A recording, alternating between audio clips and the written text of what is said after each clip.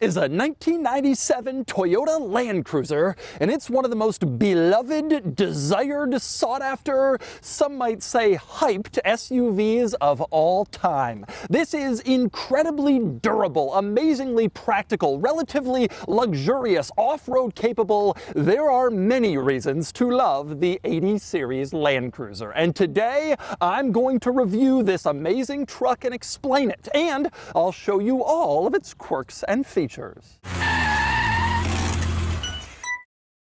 Before I get started, big news, this 80 Series Land Cruiser is currently for sale, and it's being auctioned live on Cars and Bids. This is a special one, a Japanese import with a turbo diesel engine that was never offered in the States, and it's traveled less than 10,000 miles in its lifetime. It's an amazingly pristine 80 Series Land Cruiser, and you can buy it on Cars and Bids. So, once you finish watching this video, click the link in the description below to visit the live auction for this Land Cruiser, where you can bid on it and buy it only on Cars and Bids. All right, time for the quirks and features of the 80 Series Land Cruiser, beloved 80 Series, and let's start from the start.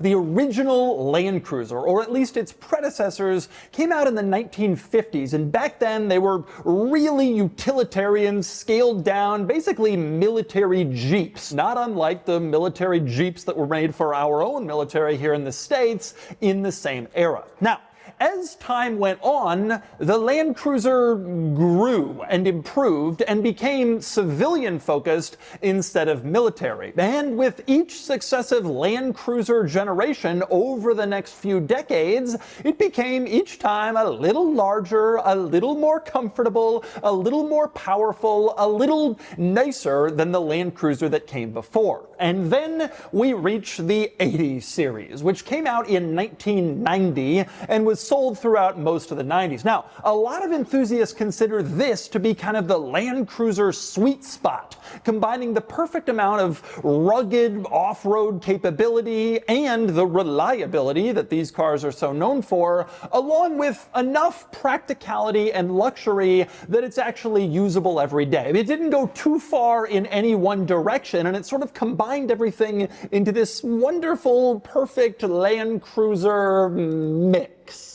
Now, the 80 Series Land Cruiser is a special vehicle, and this one is particularly special for a few reasons, but one of them is its powertrain. Here in North America, the 80 Series Land Cruiser was only ever offered with gas-powered 6-cylinder engines, but overseas markets could get diesel power, and this Land Cruiser has been imported from Japan, and it has a turbo diesel 6-cylinder. It's a 4.2-liter turbo diesel straight 6 with about 160 horsepower and about 260 pound-feet of torque. Not exactly huge numbers, but that was sort of the norm for SUVs in this era. Even the gas-powered car didn't have a lot more horsepower than the diesel. Now, diesel powertrains typically mean more capability, more towing and hauling, and improved reliability, although just about every powertrain offered in the Land Cruiser was a bulletproof, reliable one if you maintained it. The really impressive thing here is just how clean it is in this engine bay. Because this truck has so few miles, so little use, it's just so nice in here compared to a lot of 80 Series Land Cruisers, which were heavily used over a long period of time. Amazing to see on the inside of the hood this heat shield in such perfect condition. This is just a really nice truck, and that is clearly proven in the engine bay. And as for other changes in this Japanese market 80 Series compared to USA market vehicles, another major one is the color scheme. You can see this is a two-tone Land Cruiser. The upper part is this kind of rich dark green, the lower part is gray, and the two-tone paint scheme wasn't really offered on US market 80 Series, especially the Toyota Land Cruiser, although the Lexus LX450, the luxury version, that was usually found found in two-tone, although typically kind of more muted upscale colors than this. Another big distinction between this Land Cruiser and USA models is the badging down the side. This one says VX Limited in large print on the rear doors. That's the trim level of this Land Cruiser, and it's the top spec version with all the luxury niceties that you might be hoping for. Also printed on the side is four-wheel drive, very large print, meant to make clear to anybody approaching that this is the big boy and it can go anywhere. Now, another immediately noticeable difference compared to USA market Land Cruisers is, of course, the ridiculous fender mirror. This tiny little mirror on the fender is meant to assist you in the driver's seat of seeing what's in your blind spot. And honestly, it works fantastically. You drive this around, you check your regular mirror, but this mirror is so helpful with the blind spot and with parking, getting the car tight on the lines, but it's ugly. And so even though this is a common thing you see in Japan, even today, elsewhere in the globe, we decided we'd rather not see our blind spot and preserve the look of the car. But when you see a mirror like this, it's a dead giveaway that it comes from Japan. As for other interesting exterior quirks, let's talk briefly about the styling. When this Land Cruiser first came out in the early 90s, it was considered to be kind of bubbly, kind of bulbous, and not as boxy and purposeful as previous Land Cruiser models had been. Now, it's interesting when we look back today on that assessment of this car's styling, because throughout the 90s, vehicles got even more bulbous and curvy and lost their hard edges that they had in the 80s. And this car is now considered by most enthusiasts to actually be pretty purposeful and rugged in its look, especially compared to Land Cruisers that came later. The 100 series, which replaced this, is even softer and sort of more suburban family than this one, and the 200 series had even more sort of bulbous curves than that. But at the time the 80 series came out, it was regarded as this sort of curvy, maybe not quite a Land Cruiser, and people were a little skeptical of it. And then in time, they fell in love, like so many other designs in the automotive world. Now, also interesting, in this Land Cruiser, mounted on the back, you have a spare tire. This was not offered in any US market Land Cruiser, maybe some very early models, but it's pretty common on overseas imports. And it's pretty cool because it gives you a way to easily access a fifth tire, a full-size spare and wheel, to make for easy tire changes on the trail. The drawback is that you then have to move the spare tire out of the way before you open the tailgate, which of course adds some time to the process, and if you're not looking, you might catch the tailgate on the spare tire carrier, which could be a total disaster. Regardless, it is interesting to see this mounted back here. And since we're talking cargo area and tailgate, let's talk through the rather interesting cargo area here. So first, fold away the spare, open up the tailgate, and the first thing you discover that's quirky is the tailgate is split in two. There's an upper portion and a lower portion, as you can see. And the benefit is, well, exactly what I'm doing right now. You can sit on this fold-down lower portion if you want to, like, hang out and have a picnic or tailgate at a sporting event or do a lot of other cool stuff. If you want to use it as a workbench at a job site, anything you want, having this split tailgate is cool, and it's been a hallmark of the full-size Land Cruiser for decades,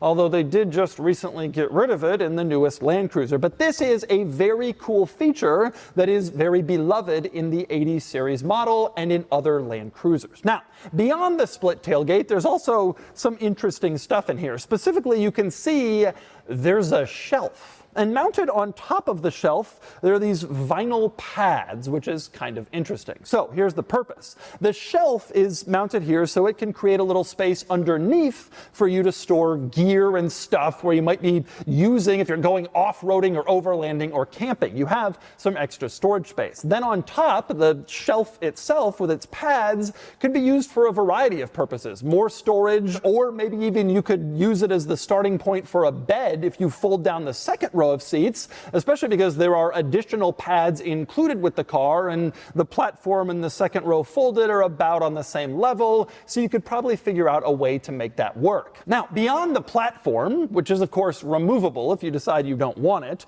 beyond the platform there's also other interesting stuff in here, specifically a stove sink combo, which of course could also come in handy if you're out in the wilderness and going camping. And there's more too. You can see these bars attached to the windows on the side could be helpful for hanging stuff, dirty clothes, or just regular clothes, or maybe even some curtains if you want some privacy. And there's also a shelf back here mounted on top of, well, the shelf/bed that of course you could use to store stuff if you were sleeping back here or using this vehicle for overlanding. So these are modifications, not standard equipment or even optional on 80 series Land Cruisers from this era, but clearly a previous owner of this car had intended to use it for its intended purpose, off-roading, overlanding, but considering it's only got 10,000 miles on the odometer, they obviously didn't make it very far. Still, kind of cool to have this stuff back here if you want to use it. And next up, we move inside this Land Cruiser, but before we get to the quirks,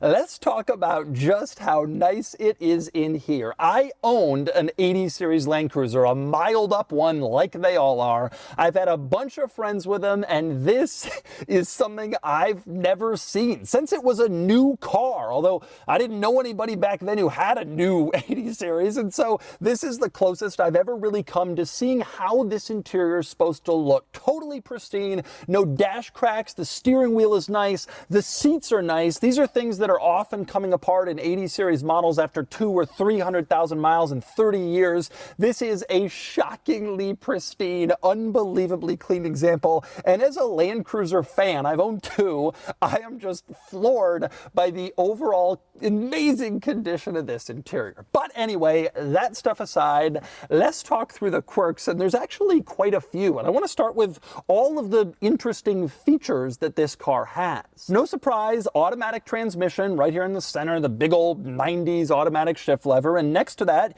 you have your low range for real off-road capability. Those two you probably expect, but there are some features in here you probably won't. Like, for example, this switch to go into sport mode for the suspension.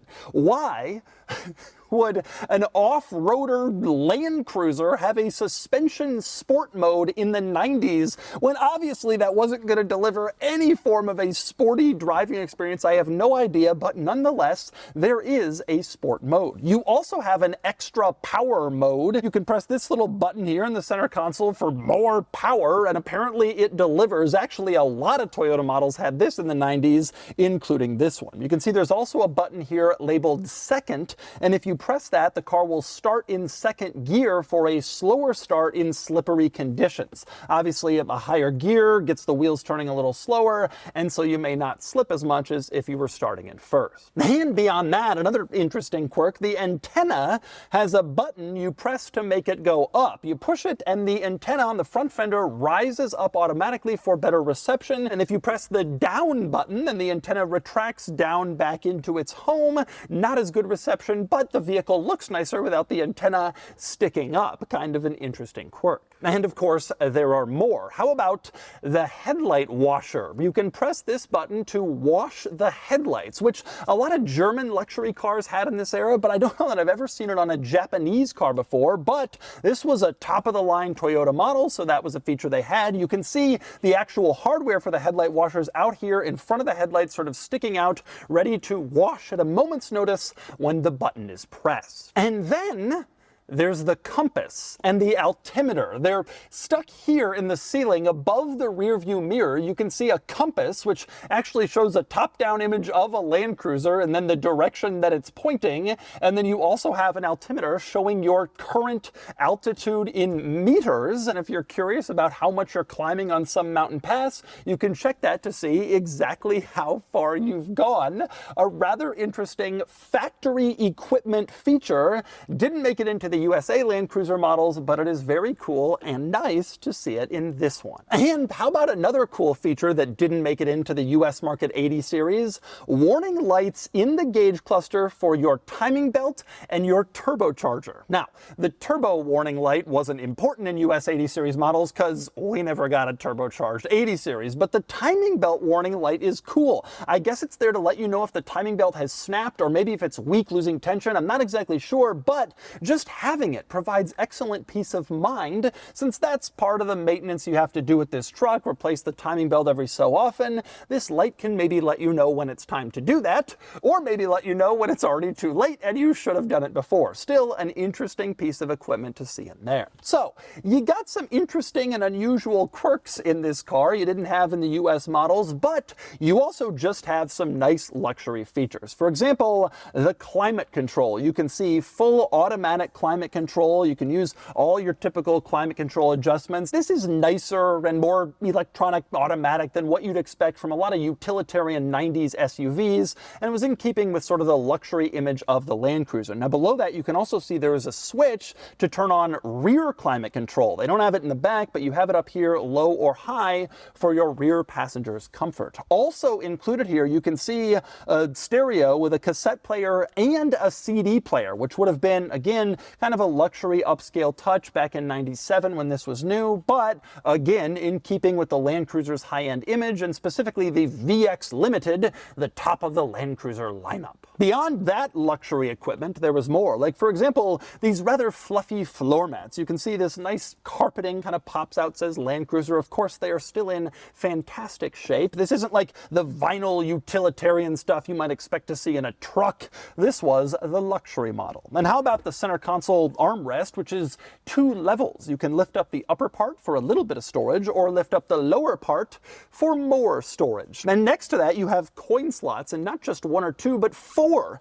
individual coin slots for all the different types of coins you could imagine having. That was a luxury feature of your luxury Land Cruiser. There's even a cup holder, which actually in this era, in a utilitarian truck, was a pretty big deal. Most of them didn't have anything like this, any cup holders. That came in kind of the next generation, late 90s, early 2000s. So again, it's kind of a nice luxury touch to see it here, and it gives you an idea of where they were positioning this Land Cruiser and also of why a lot of modern day enthusiasts like this vehicle. It's not Apple CarPlay and heated leather seats, but it has a level of creature comforts that goes beyond kind of the most utilitarian basic Jeep-like vehicles, with nice automatic climate control, CD player from the factory, and of course your 4 coin slots. And then there's the back seat, which is shockingly tight for a big full-size SUV of its era. I'm pretty compressed back here, although part of the reason for that is most of these Land Cruisers had a 3rd row seat behind this 2nd row. And honestly, even though it was a big SUV in the 90s, by today's standards, it would be only on the small side of mid-size. So I'm not that surprised how kind of tight it is in the back. I'm also not that surprised that there's not really that many creature comforts back here, although there are some rather interesting quirks. For example, over on the passenger side, which is this side, the left side of the car, when you open up the back door, you are confronted with this rather annoying giant yellow warning label printed entirely in Japanese that explains the folding process of the seats. They really wanted to make sure you saw that, even though it kind of takes away from the rear ambiance, that giant warning label staring at you. And it's also a little excessive because the seat operation's pretty easy. There's this little latch that you can pull to fold the seat back, and then there's another latch below on the bottom that you can pull to fold the bottom part forward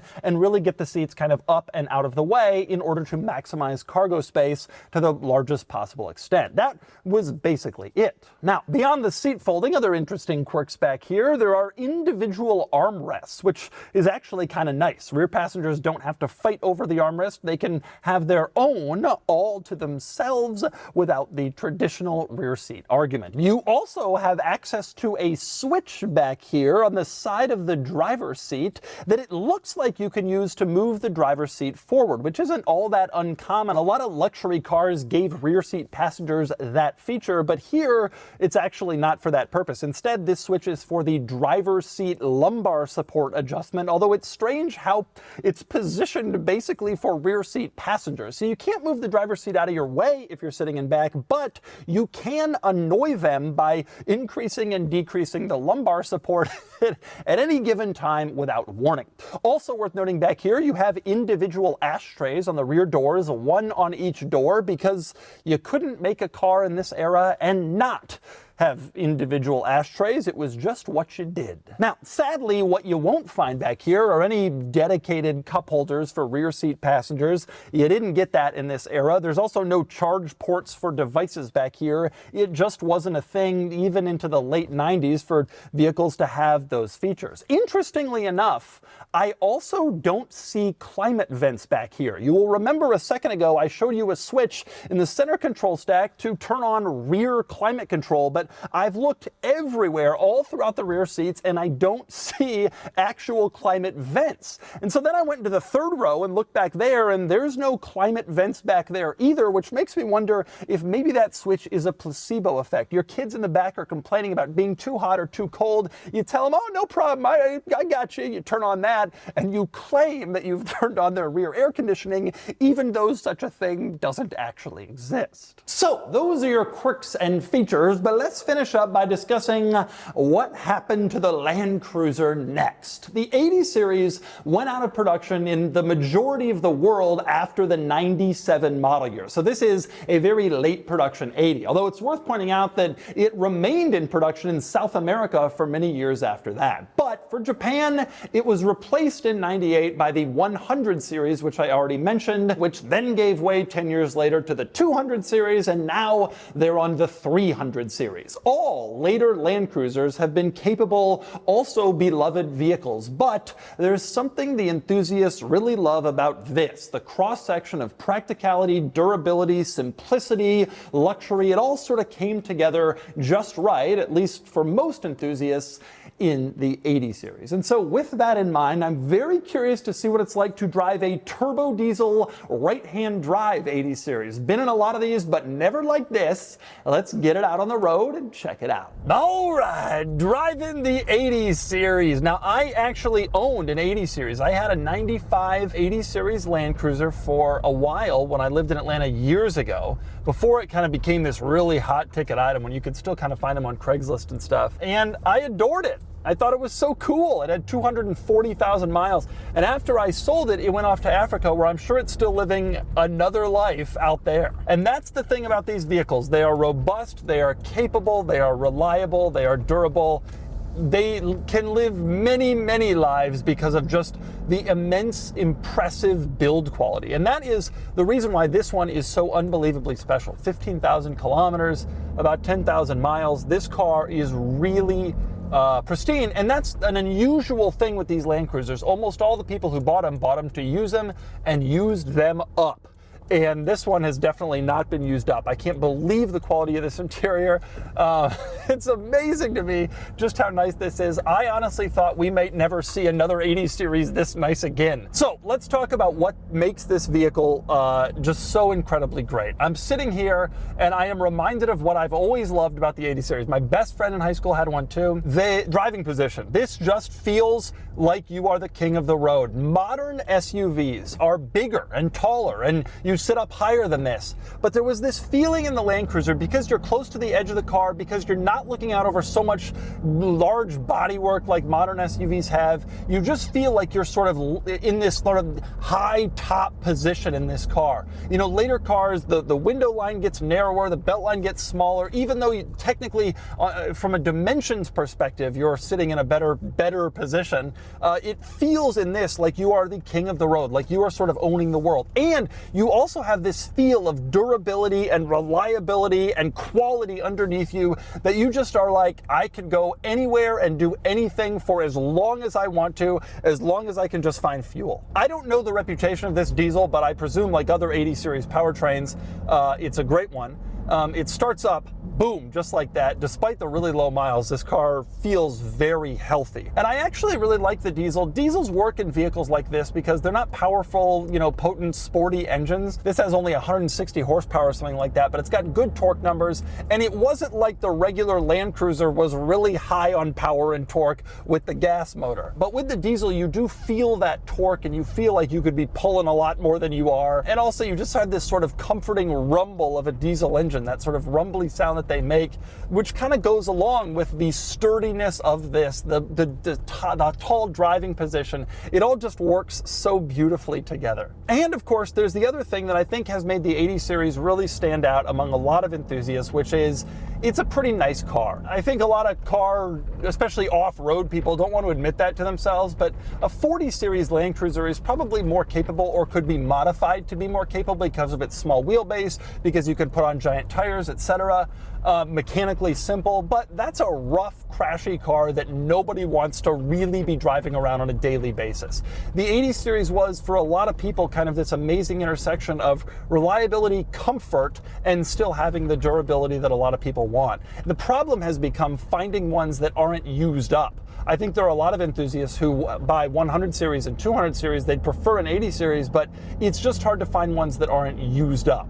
And this is an impressive example of one that isn't used up. And man, driving it, I'm just reminded, like, this is slow and easy and steady, but boy, is it just a good, solid vehicle. And it is relatively comfortable. Now, as far as going right-hand drive, I've never been a big fan of right-hand drive cars that were also offered in left-hand drive. I kind of prefer the left-hand drive version in the States. But also, this car just sort of lends itself okay to right-hand drive. I don't see some of the drawbacks of right-hand drive that I sometimes see and sometimes complain about in other right-hand drive vehicles that I've driven, like sports cars. This one is just an easier car to figure out where to place it and sort of always be where you want. And also, the JDM thing is kind of cool. And of course adds some neat features like the rear spare tire and obviously turbo diesel power. Overall, it's hard to hate on an 80 series. It will last forever and it will carry you wherever you want to go for as long as you want to take it. And you can work on it yourself, and there are not that many vehicles that can say that, especially one that is this shockingly nice. And so that's the 80 series Toyota Land Cruiser. This is a special example of a special truck, a really pristine version of something that's usually getting a lot of hard, rugged use. And you can buy it on Cars and Bids. Anyway, now it's time to give this 80 series Land Cruiser a DougScore. And the DougScore is here, 50 out of 100, which puts the 80 series Land Cruiser here against some close rivals. The closest rival on this list is actually the 80 series Lexus LX I reviewed a few years ago, though the Land Cruiser earns a slightly higher score for cool factor and the added enjoyment of more off-road features and diesel power. Regardless, I love a good 80 series, and this is a truly great 80 series, and it was great to finally review a fantastic example of a special one.